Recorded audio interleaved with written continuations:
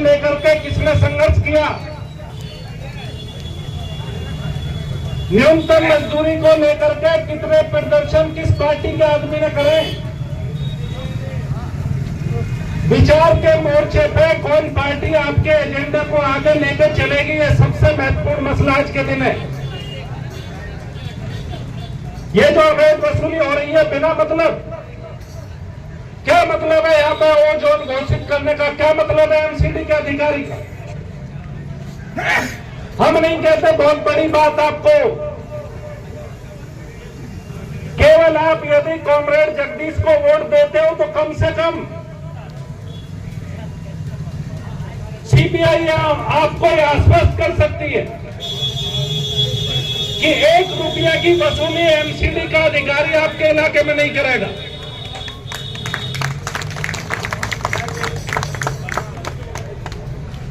पीछे ये सिद्धांत वाली पार्टी है, विचार वाली पार्टी है।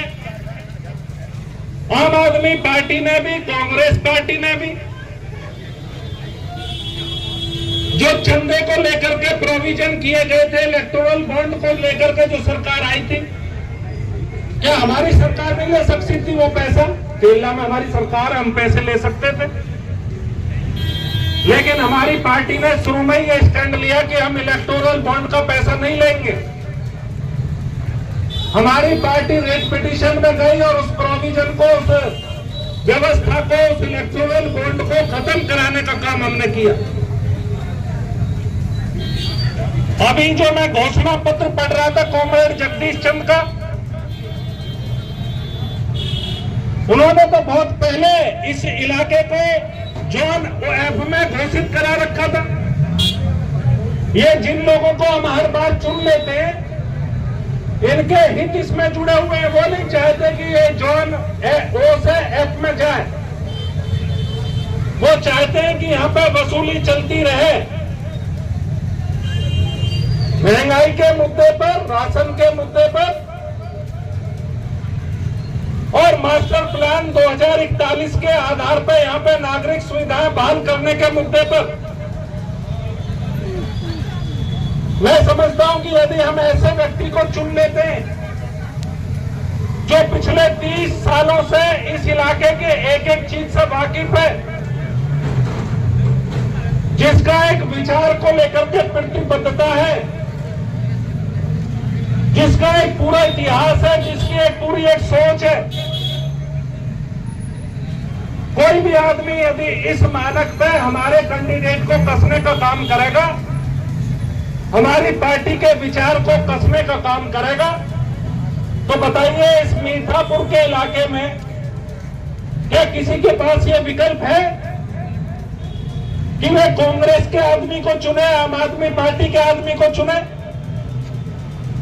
बीजेपी की बात तो मैं इसलिए नहीं करता कि हम समझते हैं कि वो भाईचारे को भी खत्म करने वाली पार्टी है, उसे तो कंसीडर करने की कोई बात ही नहीं है।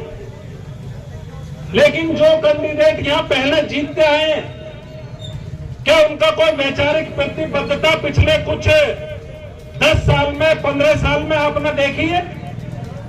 वो कभी जो बीजेपी में जाते हैं, कभी कांग्रेस में जाते हैं, कभी आम आदमी पार्टी में जाते हैं।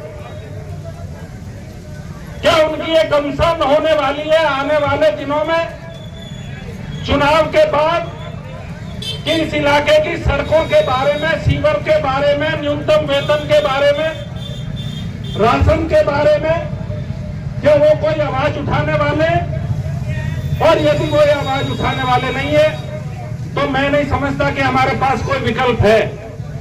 हमारे पास सिर्फ एक विकल्प है और वो है सीपीए, और वो है हमारे कॉमरेड जगदीश चंद।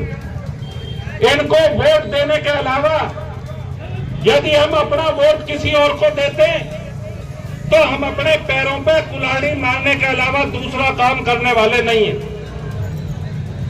हमारी आपसे अपील है कि आप एक ऐसे व्यक्ति को वोट देने का काम करें जो कि पिछले 5 साल में यहाँ की समस्याओं को जिस तरह से हमने उठाया, अधिकारियों के नोटिस में बातों को लाए,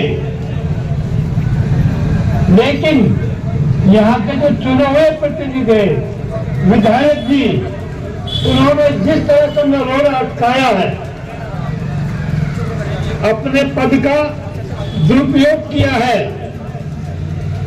हम उसको चैलेंज देने के लिए आपके बीच में आए हैं। ताजपुर पहाड़ी के अंदर कॉलेज अस्पताल की जमीन की बात एमपी साहब से हो गई।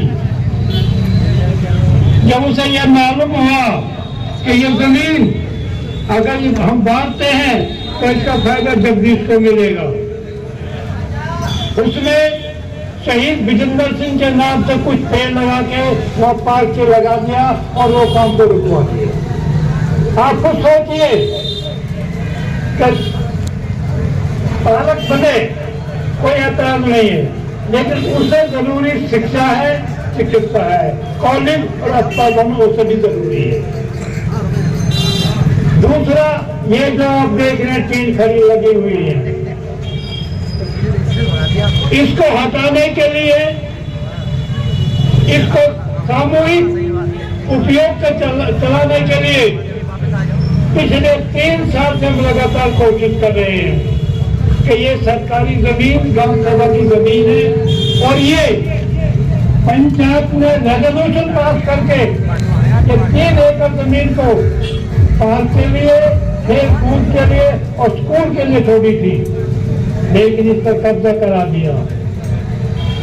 एक जो बाद में हमारे विधायक 15 में बने, जो आज बीजेपी में है, उसको तो आम आदमी पार्टी में थे, उन्होंने जब इसकी घेराबंदी हो रही थी तो आके वो जो खंभे लगे हुए थे वो सब उखाड़ दिए, तोड़ दिए। अच्छी बात की, लोगों को विश्वास हुआ कि शायद ये जमीन अब नहीं जाएगी, लेकिन उसके बाद क्या हुआ, सौदाबाजी हो गई। जब यहाँ के लोग उनके पास गए तो आपने अच्छा किया है, अब इसको आप हमें डिवेलप करने के लिए इसकी कोशिश कीजिए। उसका क्या कहना था, मैंने चीफ मिनिस्टर को चिट्ठी लिख दी है, अब मैं कुछ नहीं कर सकता। तो हम ये कहें जो ये भ्रष्टाचार पनप रहा है, जो आम आदमी की सुविधा की चीजों को जिस तरह से रौंदा जा रहा है, इसको बचाने का कौन काम करेगा। हम तुमने वो कर रहे हैं कि जल बदल अफसरबाजों को हराओ। जल बदल जो करता है वो अपने स्वार्थ के लिए करता है, क्षेत्र के विकास के लिए नहीं करता, क्षेत्र के लोगों के लिए नहीं करता। इसलिए जरूरी है कि 31 साल की राजनीति में जिस तरह से इस क्षेत्र को रौंदा गया है, इसके अनमनों को कुचला गया है, और जिस तरह से उन लोगों ने अपने आप को ऊंचा उठाया है, आज वो हमें परेशान हो रही है। कॉलेज की बात मैंने पहले आपको बताई है, रंगाई की फैक्ट्री चल रही है, 2006 में हमने इनको बंद कराया। उस वक्त ईमानदार लोग होते थे प्रशासन के अंदर, आज ईमानदारी का नाम